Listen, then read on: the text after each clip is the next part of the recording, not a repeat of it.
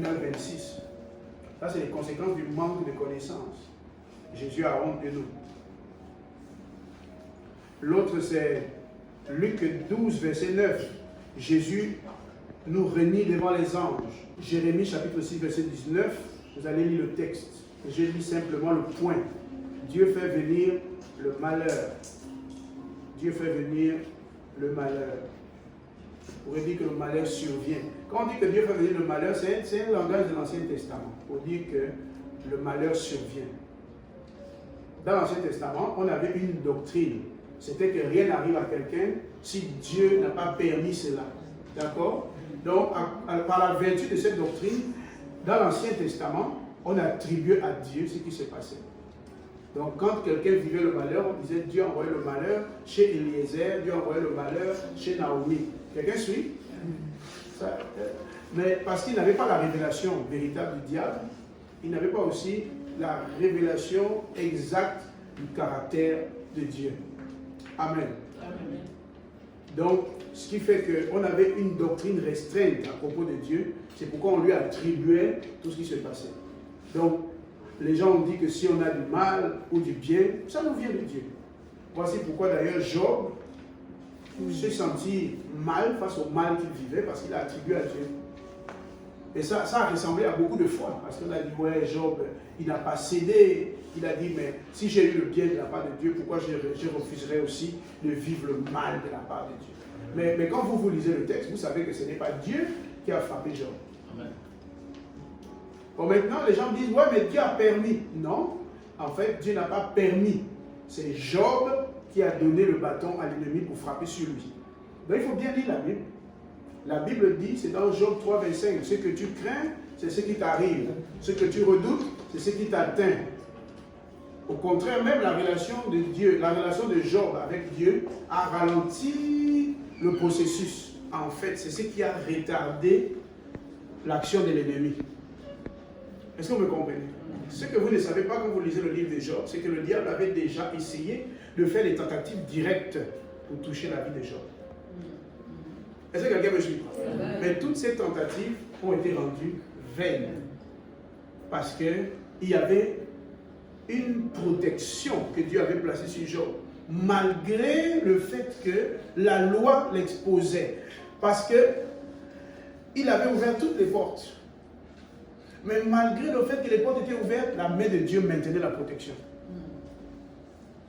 Et donc Satan a compris qu'il ne pourra jamais le toucher avant de se présenter à Dieu. Quelqu'un me suit? Vous allez me demander, ah ouais, il s'est présenté à Dieu et qu'est-ce qu'il a fait? Mais il est allé dire à Dieu que c'est ta main qui empêche que je le touche. Mais Job a déjà violé les lois de la protection. Il craint, il redoute, il doit être atteint, il doit être touché. Mais depuis que je tente, ça fait des années, je n'y arrive pas. Or, si tu lis le livre de Job, la Bible va te montrer avec exactitude combien de fois cette crainte était permanente dans le cœur de Job. Il avait peur depuis longtemps, ça avait atteint son paroxysme. La porte était ouverte depuis, mais le diable ne parvenait toujours pas à le toucher. Et donc, il y avait deux problèmes. Le premier, c'est que c'était contre les lois spirituelles. Il fallait que le diable ait accès. Et le deuxième problème, c'est que Job n'aurait jamais été libéré de ce problème si le diable ne parvenait pas à le toucher. Quelqu'un me suit? Donc, deux problèmes. L'ennemi doit toucher parce que c'est une loi. Job a ouvert les portes. Et deuxièmement, Dieu ne peut pas délivrer Job si cette œuvre de l'ennemi ne se fait pas. Mais sauf que malgré ça, la main de Dieu est restée à le protéger jusqu'à ce que l'ennemi respecte les conditions de protection. L'humilité qui était sur Job. Et il va vers Dieu pour dire, les lois disent ceci, les lois disent cela, enlève ta main de protection. Et Dieu va lui dire ce qu'il devait lui dire en face. Parce que la vérité, c'est que le diable, s'il avait réussi à toucher Job sans arriver au trône de Dieu, il l'aurait tué. Alors, Dieu lui a dit, ce que tu veux faire, fais-le, mais ne touche pas à sa vie. C'est cette parole que Dieu a prononcée qui a préservé la vie de Job. Quelqu'un me suit?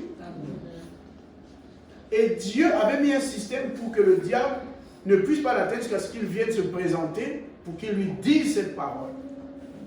Et donc l'ennemi est allé avec le pouvoir de l'atteindre, non pas venu de Dieu, mais des portes que Job avait ouvertes, mais avec la parole de Dieu disant ne touche pas à sa vie. Donc la vie de Job était intouchable. Malgré les souffrances physiques, les souffrances économiques, la perte des enfants, la douleur, la tristesse du rejet de sa femme, de ses amis, sa vie ne pouvait pas être touchée. Quelqu'un me suit? Et ça, c'était du ressort de la main de Dieu. Vous savez qu'il y a des gens qui ne savent pas reconnaître la bonté de Dieu, qui dans des situations terribles lisent Dieu comme un terroriste. Les gens accusent Dieu. Ils disent, tel Dieu a pris mon père, a tué ma mère, a fait ceci. Ouais, parce que c'est une absence de connaissance, une absence de compréhension. Et c'est né d'une mauvaise façon de prendre les Écritures et de les enseigner. Donc les gens ont eu l'impression que Dieu a donné la permission au diable de toucher Job. Il ne lui a jamais donné la permission. Il a limité son action malgré la porte ouverte par Job lui-même. Quand c'est mal lu, c'est mal interprété. Et quand c'est mal interprété, ça donne aux gens une fausse idée de Dieu. Et quand cette idée fausse de Dieu s'installe dans les cœurs des gens, alors on a des adorateurs ennemis de Dieu. Comme vous avez des gens dans les églises qui n'aiment pas le pasteur, mais ils restent quand même à l'église. Quelqu'un suit?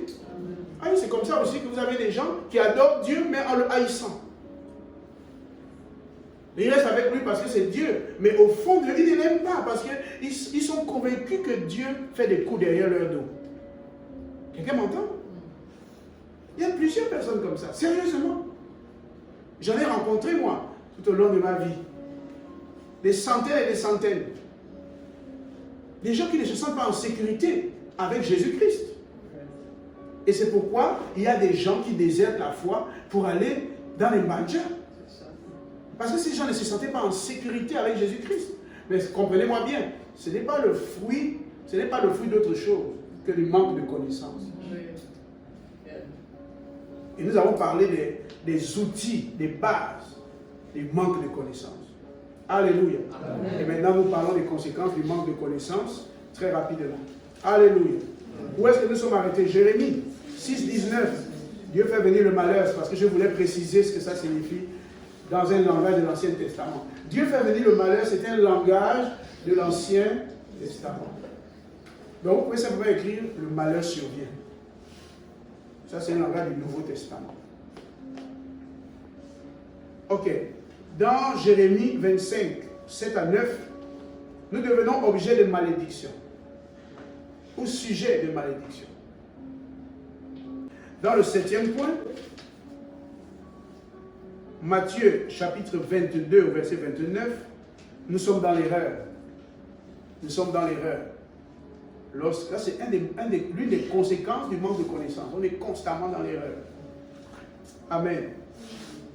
Ok, Matthieu chapitre 7, les versets 26 à 27. Insensé, O avec X, fondation avec S, peu solide, S, et vulnérable, S. Matthieu chapitre 7, verset 26 à 27. Ensuite, Matthieu chapitre 10, verset 33, Jésus nous réunit devant le Père par le manque de connaissance, à cause du manque de connaissance. Vous voyez comment c'est grave. 2 Pierre, chapitre 3, verset 16, incompréhension et ruine. Incompréhension et ruine. C'est le partage des gens, c'est la conséquence du manque de connaissance. Quelqu'un me suit? Incompréhension et ruine. 2 Pierre 2:20. Une condition pire qu'avant la conversion. Une condition pire qu'avant la conversion. Est-ce que vous imaginez ça? Quelqu'un qui est maintenant en Christ et sa condition est pire qu'avant sa conversion. Rappelez-vous de l'esprit malin qui est sorti du corps et qui s'est dit, je vais retourner dans ma maison. Il est venu, il a trouvé, c'était orné, balayé, mais c'était vide. Il est allé chercher cet esprit plus méchant que lui. Ils sont venus élire domicile dans la vie de cette personne et sa condition est devenue pire que la première. C'est ça. Dangereux. Pourquoi? Parce que cette personne est venue à Christ, l'a connu comme le sauveur, mais ne l'a jamais rencontré comme étant le véritable. Le sauveur te sauve, mais le véritable, c'est celui qui va diriger ta vie. Amen. Amen. Il ne faut pas le connaître que comme sauveur, comme Seigneur, il faut le connaître comme étant le véritable. Alléluia. Amen. Celui qui est la vérité absolue. Celui sur la lumière duquel on vit, on marche et on est dirigé. Amen. Amen. Donc voici les points qui concernent les conséquences du manque de connaissance. Je n'ai pas fini, il y en a encore. Ce sont des points de prière, vous allez les prendre. Je vais vous les reprendre rapidement. Jésus a honte de nous. Jésus nous réunit devant les anges. Je prends plus les textes parce que vous les avez. Et Hébreux chapitre 5, verset 11 à 14. Enfants spirituels lents à comprendre les rudiments et devant être enseignés constamment. Qu'est-ce que ça veut dire? Ça veut dire qu'il y a des gens qui restent toujours des bébés spirituels. Après 10 ans de foi, la personne ne connaît toujours pas les doctrines de base. On va te demander c'est quoi les doctrines de base? Tu ne connais pas. La doctrine des baptêmes, la résurrection des morts, l'imposition des mains, etc. Tu ne connais pas. Renoncement aux œuvres mortes. C'est-à-dire, ces choses de base, tu ne les connais pas. Et si tu connais ça comme ça, parce que tu les cites, on va te demander en conséquence d'essayer d'expliquer ce que tu comprends par ces choses. Tu ne sauras quoi dire. Aucune compréhension. Ça veut dire qu'après 5 ans de foi, il n'y a aucune structure dans ta manière de croire. Puisque tu ne retiens même pas les doctrines fondamentales qui constituent les racines du croyant. Quelqu'un me suit? Donc les gens l'ont à comprendre et donc on doit toujours être en train d'enseigner. Quelqu'un m'entend? Allons-y rapidement. Jacques, chapitre 1, verset 24 à 25. C'est quoi? Les faux raisonnements et aucune évolution spirituelle. Ce sont les conséquences du manque de connaissance. Faux raisonnements et aucune évolution spirituelle. Faux raisonnements et aucune évolution spirituelle. Les gens sont toujours émotionnels. Toujours des humeurs, on ne sait pas. Les gens sont à l'église comme si c'était, je ne sais pas moi, à une fête. Hein? Les gens font des humeurs, tu ne comprends pas. Les gens ne sont pas dans l'esprit. Quelqu'un suit? Vous pouvez avoir une fête et puis tu as des gens qui sont tristounés, qui ont des visages, des visages, des temps de déception. Mais tu ne comprends pas. Tu es à l'église en des temps de fête. Nous célébrons quelque chose, d'avoir un événement. Quelle est cette attitude? Ne croyez jamais que votre attitude est innocente. Votre attitude trahit l'altitude de votre âme. Je dis que votre attitude trahit l'altitude de votre âme. Vous pouvez essayer de donner l'impression d'être élevé spirituellement. Votre attitude trahira l'altitude de votre âme. Quelqu'un suit? Votre attitude donne une indication claire sur votre état émotionnel, sur la santé psychologique de votre vie. Votre attitude parle de vous plus que vos mots. M-O-T-S, pas M-A-U-X. Amen. Quelqu'un suit? Donc, ne croyez jamais. Si quelqu'un vous dit, ne suivez pas mon attitude, mais mon cœur va bien. Dites à cette personne que tu n'es pas encore né. En fait, vous devez savoir quelque chose. Tout ce qui est du cœur ne relève pas des hommes. C'est la chasse gardée de Dieu. Ce qui est aux hommes, c'est ce qui frappe à leurs yeux. Vous êtes responsable d'avoir une bonne relation avec Dieu dans votre cœur et une bonne relation avec les faits que vous faites aux gens en extérieur. C'est une responsabilité. Ce n'est pas l'humeur qui dessine ton visage. C'est toi, consciemment, qui dessine le visage, l'expression que tu donnes. C'est toi. C'est ta responsabilité. C'est comme avec les pensées. La Bible dit que tout ce qui est honorable, digne de louange et tout, fasse l'objet de vos pensées. Ça veut dire que Dieu ne te dit pas que laisse tes pensées à une pensée. Il dit, oh, une pensée vient de monter. Une pensée vient de monter. Ah bon? C'est tout? Non? Les pensées qui montent, qui descendent, qui viennent de gauche ou de droite, ça, c'est pas ça ta responsabilité. Ta responsabilité, c'est de combler, de remplir, de saturer ton monde des pensées consciemment. La Bible te dit avec quoi? Ce qui est digne de louange, ce qui est vertueux, ce qui est... Amen? Amen. Oui. Ce qui est digne d'être cité, c'est ça. Tu prends et tu occupes tes pensées. C'est consciemment, c'est un travail personnel. Le monde des pensées, on ne laisse pas à la merci des vents, des vagues, des situations. Oh, une pensée me traverse. Oh, on dirait qu'elle est mauvaise. Il y a des gens qui vivent comme ça. Pensant que quand quelque chose passe dans le carrefour de leur esprit, ça veut dire que c'est la vérité du Saint-Esprit. Non, mais c'est terrible. Et vous avez des gens qui fonctionnent comme ça dans leur relation avec les gens. Ils viennent avoir une impression, ils en font une vérité, et puis la personne va se comporter en conséquence. Après certains disent, l'esprit a mis dans mon cœur. Après, quand ils se rendent compte que c'était faux, ils disent que, bon, en fait, j'avais une pensée. Ouais, quand tout le monde essaie de faire le prophète. Il faut éviter ça. Amen. Il faut éviter ça. Votre attitude en dit long sur qui vous êtes. Quelqu'un suit? Amen. Je vous dis la vérité. Maintenant, vous devez savoir que tout le monde ne sera pas, et c'est une parenthèse, je vais finir. Tout le monde ne sera pas. Est-ce qu'on va finir aujourd'hui? Comprenez que tout le monde ne sera pas censé vous supporter pour une mauvaise attitude que vous présentez. Il y a des gens qui ne peuvent être aimés et soutenus que par les gens de leur sang ou de leur environnement. Les gens de loin ne peuvent pas. Parce que vous constituez une épreuve permanente. C'est compliqué. Quand vous êtes comme ça, vous devez savoir que vous mettez des barrières dans votre progrès. Parce que tout ce que Dieu voudra faire pour vous, à 90%, il passera par quelqu'un pour le faire. Parce que Dieu a fait l'homme à son image, selon sa ressemblance, pour qu'il soit son extension dans le monde matériel. Donc ça veut dire que Dieu prendra la forme d'un corps humain, d'une personne pour faire quelque chose dans votre vie à 95-90% des fois. Quelqu'un suit? Il y a quelques petites fois où il y aura des anges, on ne sait d'où, ou des choses comme ça. Mais sinon, 90-95% des fois, Dieu se servira de quelqu'un. Quelqu'un me suit? Et donc, vous êtes responsable de la façon dont vous êtes attractif ou pas. Vous êtes responsable. Si vous avez une mauvaise attitude, vous êtes responsable. Si vous êtes répulsif par votre attitude, je ne suis pas en train de parler des femmes à qui les hommes font la cour à la route. Je dis que non, soyez... Ce n'est pas de ça dont je parle. Il ne faut pas m'amener dans mes pensées dans des trucs sordides. Quelqu'un suit? Ce n'est pas de ça dont je parle. Je suis en train de parler de l'expression, de l'attitude dans la vie courante.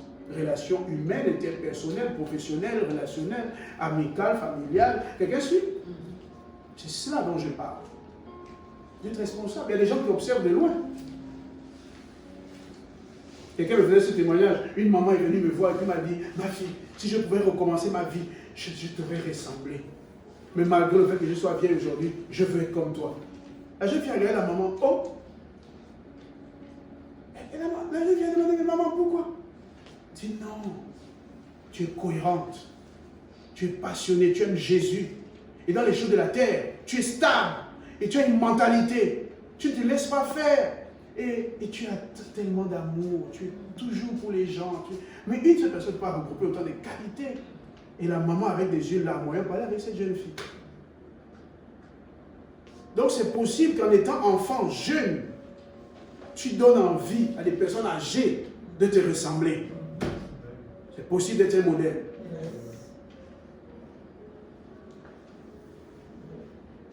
Elihu de Phaz était le plus jeune de tous les amis de Job. Il était le plus jeune.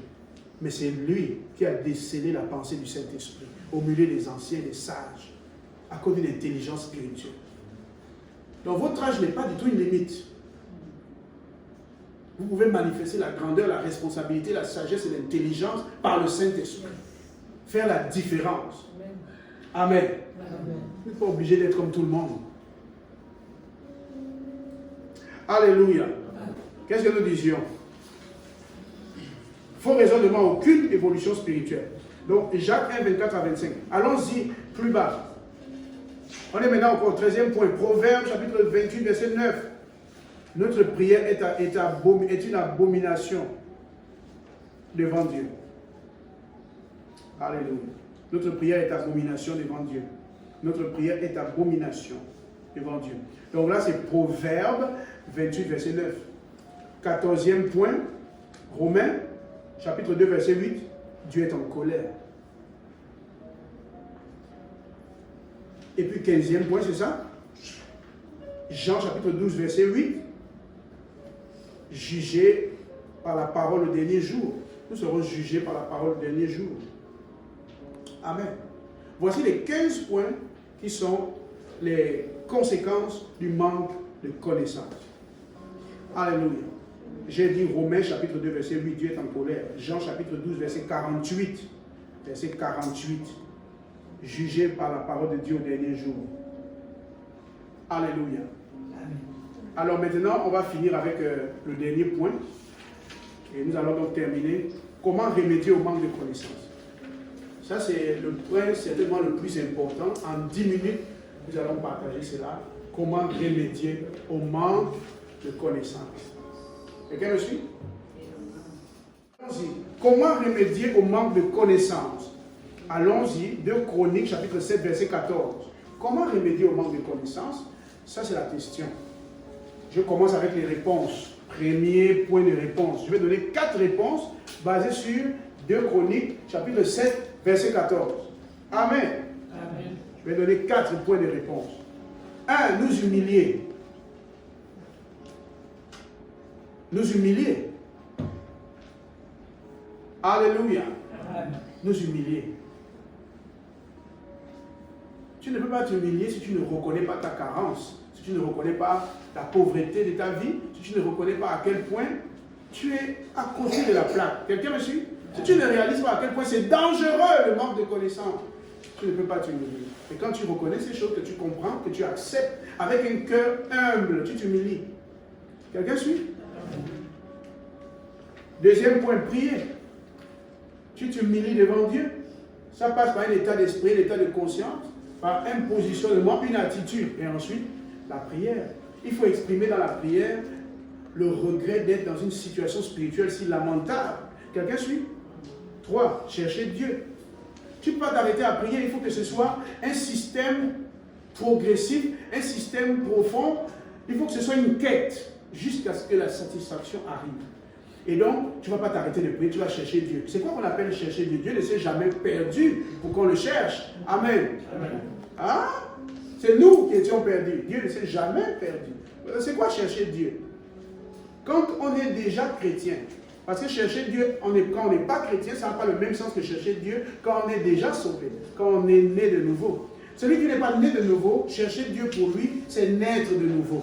C'est ce que Jésus a dit à Nicodème dans Jean chapitre 3, versets 3 à 5. Mais pour celui qui est déjà né de nouveau, c'est quoi chercher Dieu?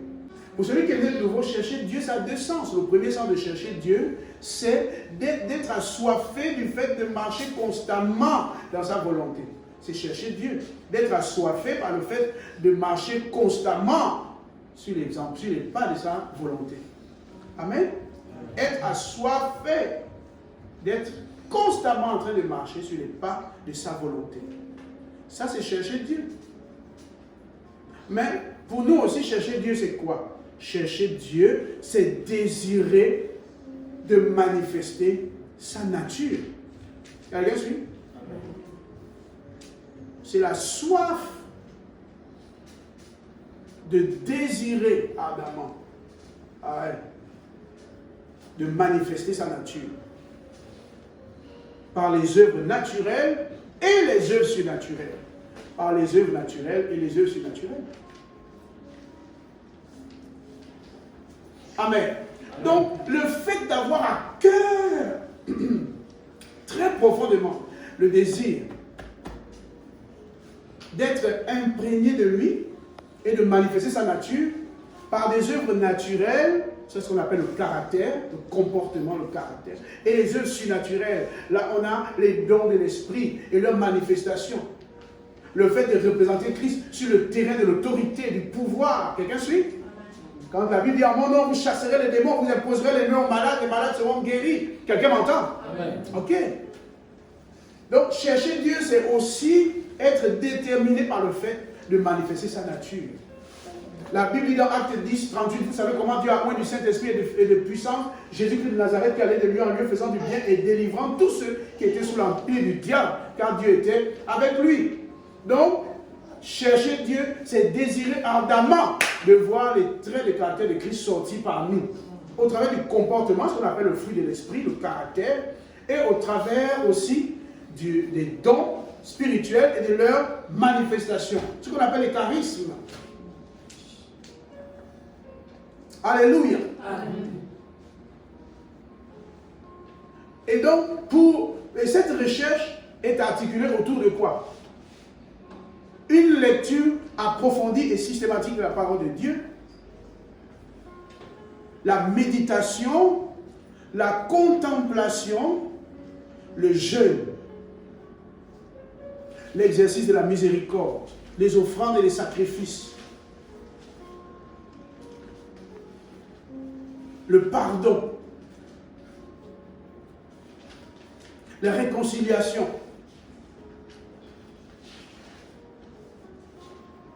Alléluia. L'adoration. Il y a ce qu'on appelle aussi la dédication. Et il y a ce dont vous avez déjà entendu parler souvent, c'est la consécration. Chercher Dieu, ça va être aussi la sanctification. Alléluia. Donc, quand on dit chercher Dieu, n'ayez pas l'impression que l'on parle d'un Dieu qui se serait perdu et puis qu'on le cherche à la torche. Amen. Donc, chercher Dieu, c'était pour expliquer ça. Renoncer aux mauvaises voies, c'est le 4e point, renoncer aux mauvaises voies. Donc, tout ça, on a appris de 2 Chroniques, chapitre 7, verset 14. Maintenant, on prend le deuxième pôle de réponse qui se trouve dans Proverbes, chapitre 1, les versets 5 à 8. Point 1, écoutez. Écoutez. Bien entendu, nous sommes dans un contexte et vous devez pouvoir étendre votre intelligence spirituelle pour comprendre que c'est écouter Dieu au travers des moyens qu'il a mis à notre disposition. Donc c'est écouter Dieu au travers des divers moyens qu'il a mis à notre disposition. Donc la voix du Saint-Esprit, la voix de notre nature spirituelle, notre Père spirituel, la voix du pasteur, la voix des bergers. Quelqu'un suit? La voix du Père, la voix de la mère. Amen. La voix des circonstances. Alléluia. Et différents éléments. La voix de la nature, entendre Dieu dans la nature. Alléluia. Ok. Donc entendre Dieu. C'était pas mal de poser quand même la question. Ça a aidé plusieurs à comprendre mieux. Ok. Ne pas rejeter l'enseignement. Deuxième point. Et puis le dernier, c'est craindre Dieu. Craindre Dieu. Craindre Dieu ne veut pas dire avoir peur de Dieu. Craindre Dieu, ça veut dire avoir un respect révérentiel. C'est-à-dire une attitude révérentielle, profondément respectueuse envers Dieu et tout ce qui concerne Dieu. C'est être conscient de sa grandeur et de son importance. Savoir qu'il est redoutable et à la fois amour. Il n'est pas qu'amour, il est amour et redoutable. Quelqu'un suit? Et qu'il est très dangereux de tomber en jugement entre les mains de Dieu. Je dis que quand il s'agit d'être méchant, le diable n'est pas plus méchant. N'oubliez pas, Jésus a concentré la méchanceté de l'humanité quand il a été cloué à la croix. Et Dieu a pris l'énergie de ce mal et l'a gardé. Donc ça veut dire que personne ne peut être plus méchant que Dieu s'il décide de devenir méchant. Parce que Jésus a porté le poids de tous les tueurs. Il a porté le poids des péchés de tous les tueurs, les assassins, les tueurs en série, ceux qui ont tué pendant la Première Guerre mondiale, pendant la Deuxième Guerre mondiale, ceux qui ont fait tout ça. Est-ce que quelqu'un me suit? Amen. Tous les péchés de l'humanité, depuis les 4 angles, se sont réunis. Okay? Tout ce poids s'est réuni sur lui. Et il a détruit la puissance et les conséquences de ce péché dans sa chair. La convocation de tous ces péchés a été si puissante qu'il a fait nuit en plein jour. Quelqu'un suit? Donc la lumière du soleil ne pouvait pas éclairer la noirceur des péchés. Vous imaginez ça? Et tout ce mal est rentré en Jésus et il est mort pour détruire leur effet. Donc si quelqu'un comprend le mal, ce n'est pas le diable. Alléluia. C'est pour ça que Dieu est redoutable. Mais il est aussi amour. Alléluia.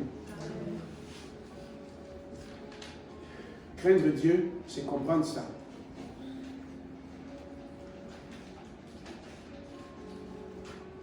Le monde est à lui et c'est lui qui gère tout. À la fin de tout, tout le monde lui rendra compte. Il est le maître. Amen. Amen. Craindre Dieu, c'est comprendre ça. Que ta vie est entre ses mains. Tu as un petit souffle, une vapeur qui apparaît, qui disparaît. Il est souverain, tout est à lui. Il est le possesseur de l'humanité. Le créateur, l'auteur, compositeur. Amen. Toi, tu n'es rien sans lui. Craindre Dieu, c'est comprendre ça.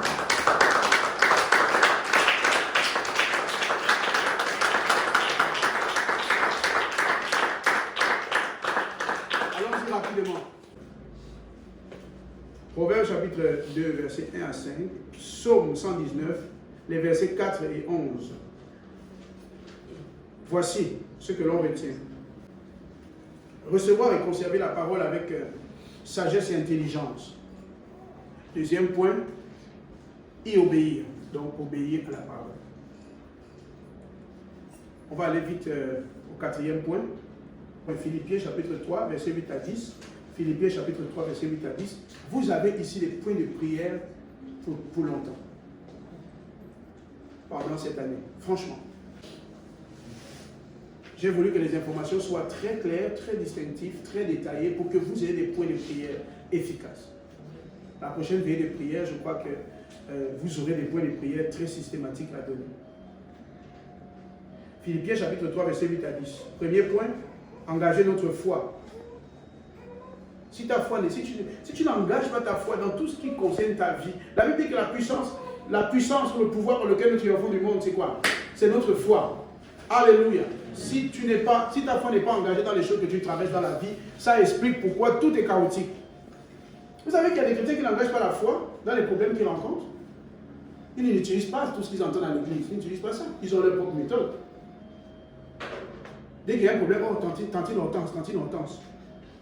Ils ne consultent pas Dieu. Tous les principes d'écouter Dieu et tout ça, ils n'appliquent jamais ça. Pour eux, c'est des théories. Et ça amène des problèmes sur problèmes et ça rend la situation pire. Ils ne veulent pas dépendre du Saint-Esprit. Ils ne veulent pas. Parce que je connais quelqu'un au tribunal, bon, j'appelle vite. Ça ne fonctionne que comme ça. Ok, priorité à Dieu. Je vous dis, il y a quelque chose au travail, il y a quelque chose à l'église, il y a des gens qui peuvent aller là, dans les fêtes du travail. Ah oui, hein? Le jour de la fête au travail, il y a un événement le même jour à l'église. S'il n'y a pas la chance que ça ne se fait pas à la même heure, pour que tu vois la personne, si malheureusement c'est les mêmes heures, la personne ira dans la fête du travail, jamais dans l'activité de l'église parce que c'est le même jour, aux mêmes heures. Elle n'ira pas, elle ne viendra pas ici. Elle te dit beaucoup de choses. Je bénis Dieu pour les musulmans. C'est eux qui ont mis Dieu, Allah, avant le reste. Quand c'est l'heure de la prière, il met le balai. Toi, tu attends.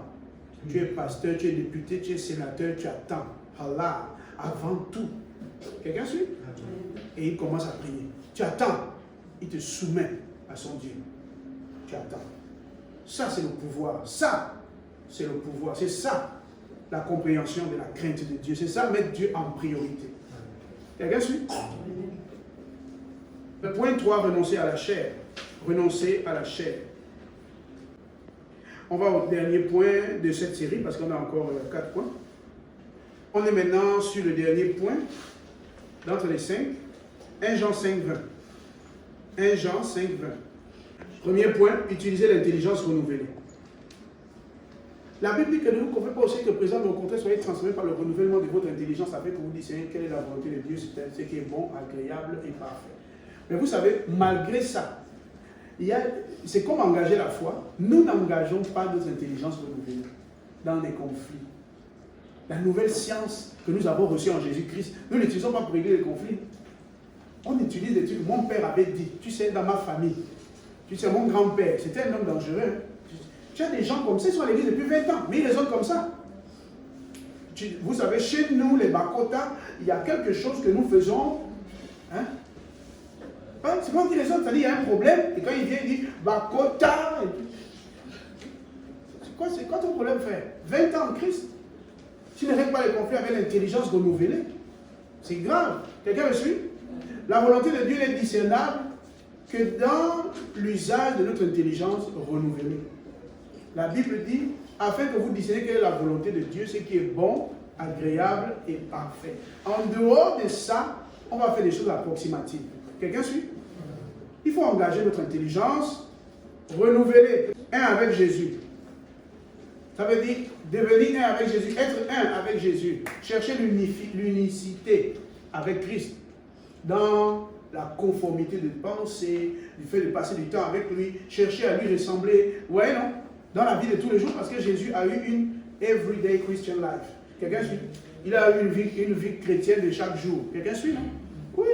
Donc nous aussi, on veut être comme lui, quotidiennement, journalièrement, on appelle ça l'unicité. Créer l'unicité. Amen. Le psaume 25 au verset 5. C'est un seul point. À ce niveau, vous êtes content. Demandez l'instruction de Dieu par l'Esprit. Demandez l'instruction de Dieu. En parenthèse, par l'Esprit. Demandez l'instruction de Dieu. En parenthèse, par l'Esprit. Allez, on va au prochain point. Acte 17, 11. Là-bas, il y a 2 points. Acte 17, 11. Accueillir la parole avec zèle. Ouais, vous ne faites pas ça, vous. Les gens qui écoutent la parole, genre, amorphe. Pas de zèle dans le regard. Il n'y a pas de zèle dans le regard. Il n'y a pas d'expression. Il n'y a pas de folie. Quelqu'un suit? Ah, c'est juste normal. Ouais. Ah, oh, ok. Ah, Matthieu avait dit ça. Hein? Écoutez la parole avec zèle. On a dit quoi? Acte 17, 11, ça c'est les Béréens. Amen. Il faisait quoi? Accueillir la parole avec zèle. Accueillir la parole avec zèle. Deuxième point, l'examiner chaque jour. Ça veut dire examiner la parole chaque jour. Examiner la parole chaque jour. C'est ça qui vous donne accès à la connaissance. Quelqu'un suit? Oh my God. Tout un livre, tout un livre. On va au 3e pôle. Acte 2, 42. 2 Pierre 3, 18. Acte 2, 42. 2 Pierre 3, 18. 2 Corinthiens 8, 7. Acte 2, 42. 2 Pierre 3, 18. 2 Corinthiens 8, 7. Je vous donne les 3 points de ces 3 textes. 1. Persévérer. La Bible dit qu'il persévérait dans l'enseignement des apôtres. Amen. Toi, tu persévères dans quoi? Dans le monsieur nous?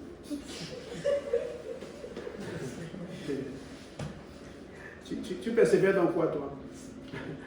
Dans la critique? Hein? Dans le commérage?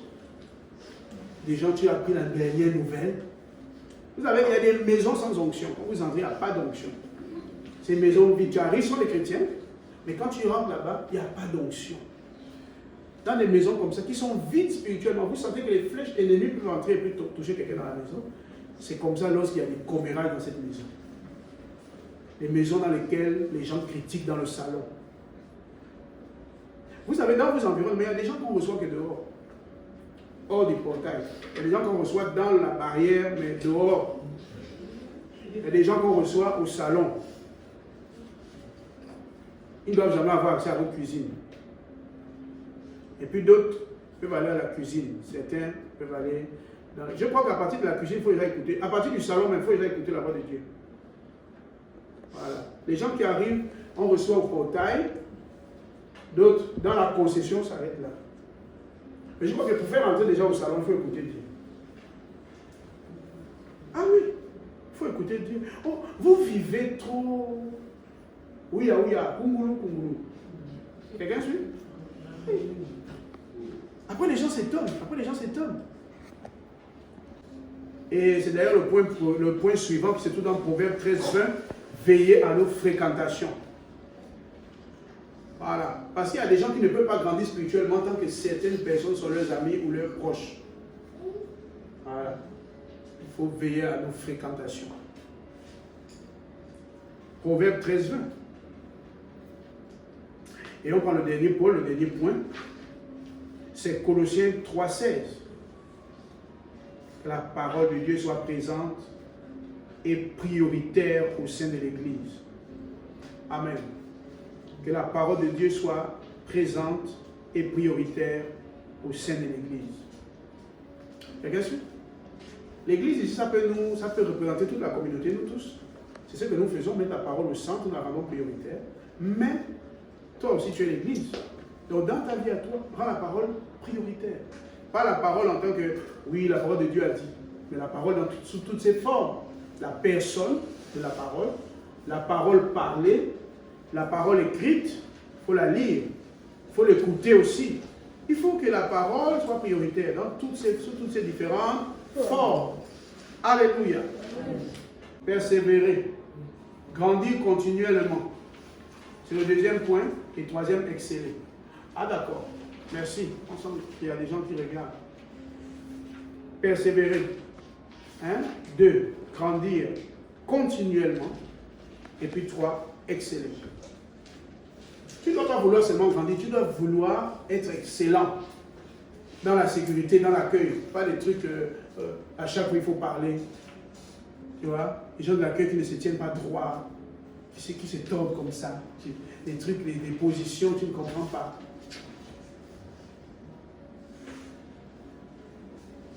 Il n'y a pas une attitude angélique dans la rigueur, mais la gentillesse. Vous n'avez jamais vu les anges? Vous n'allez jamais pouvoir emmener les gens loin dans les choses de l'esprit en parlant seulement des choses. Ce n'est pas possible. Alléluia. Amen. Il y a des choses qu'il faut démontrer, il faut manifester, etc. Mais nous le faisons avec mesure aujourd'hui parce que nous l'avons fait hier avec fracas. Alléluia. Conclusion, l'apport de la connaissance. Qu'est-ce que la connaissance nous apporte? C'est le dernier point. Amen. Jean 17, verset 3. Le plus grand bénéfice de la connaissance, c'est la vie éternelle.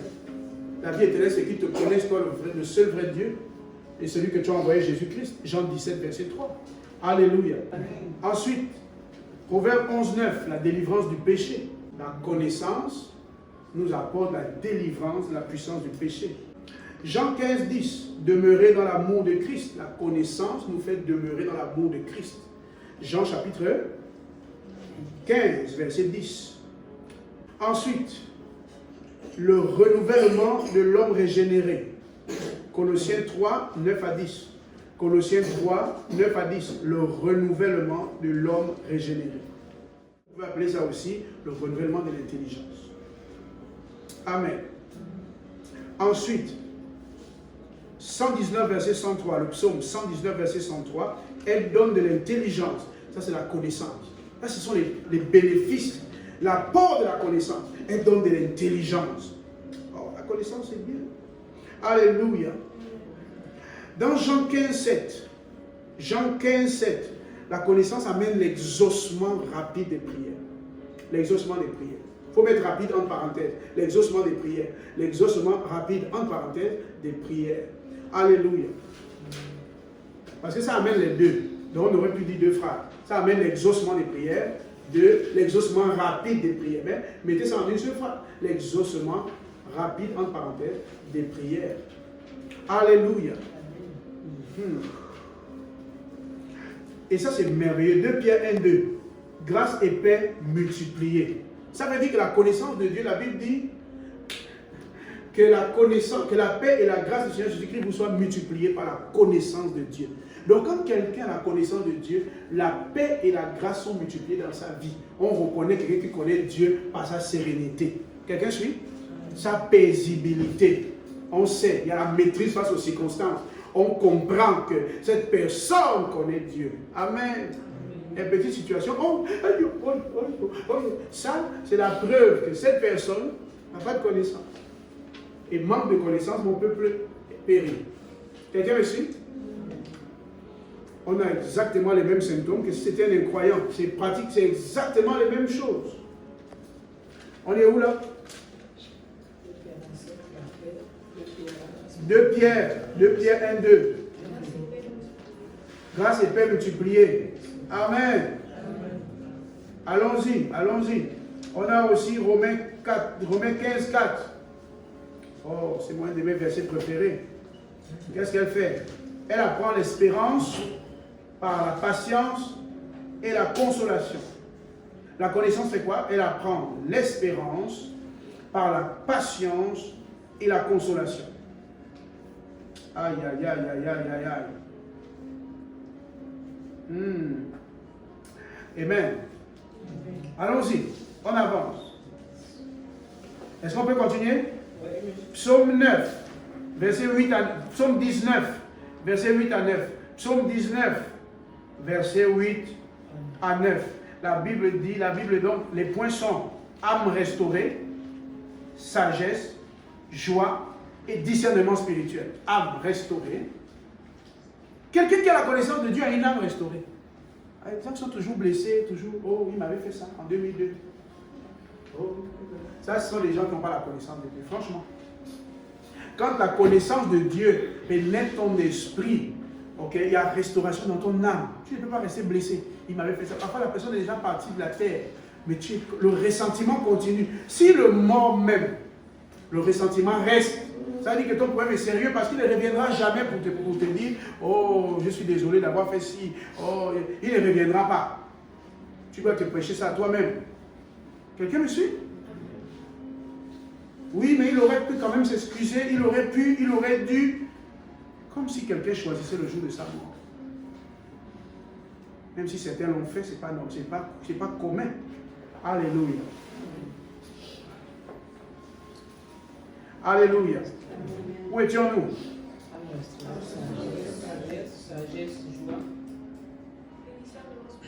Merci beaucoup. Éphésiens chapitre 4, verset 13 à 15. Stabilité et croissance spirituelle. Éphésiens chapitre 4, verset 13 à 15. Stabilité et croissance spirituelle. Ouh là là là là là là. Ça, je garde ça pour la fin. On a presque fini. Stabilité et croissance spirituelle. Les signes là, quand ça manque chez toi, c'est qu'il y a le manque de connaissance. À partir d'aujourd'hui, il faut que ça change. Allons-y, allons-y, allons-y. On est à Colossiens 1, 9 à 11.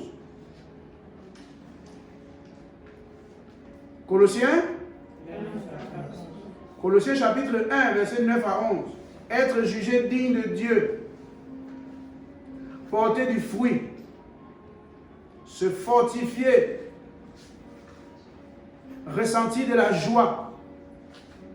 Acquérir de la patience et de la persévérance. Je reprends. Être jugé digne de Dieu. Porter du fruit. Se fortifier. Ressentir de la joie. Acquérir de la patience et de la persévérance. Les gens manquent de ces choses. Absence de connaissance. Alléluia. Est-ce que c'est bon? Ensuite, il nous reste 2 points, c'est fini.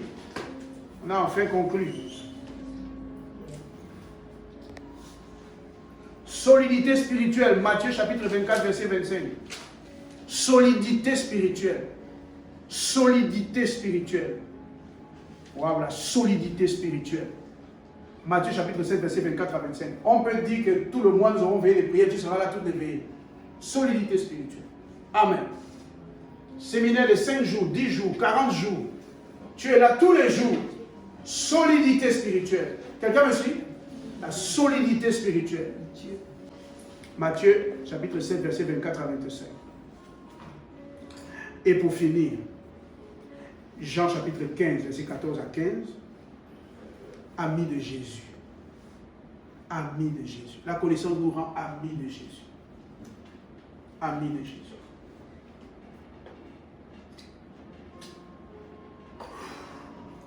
Amis de Jésus. La brassa katale bekete. Dans Proverbe 13, la Bible dit, tout homme prudent agit avec connaissance, mais l'insensé fait étalage de folie. Amen. Tout homme prudent agit avec connaissance, mais l'insensé fait étalage de folie. Dans l'Ancien Testament, le mot prudence est interchangeable avec sagesse. Et la sagesse dans 1 Corinthiens, chapitre 1, les versets 30 versets 29 à 30, ça parle de la personne de Jésus. Et la personne de Jésus est la parole de Dieu. Amen. Amen. Amen. Voilà. Il s'est fait pour nous sagesse, sanctification, rédemption, justice. Et ensuite, c'est vraiment important de garder à l'esprit que la parole est la sagesse. Amen. Donc, le mot prudent ou prudence dans l'Ancien Testament équivaut à sagesse dans le Nouveau Testament.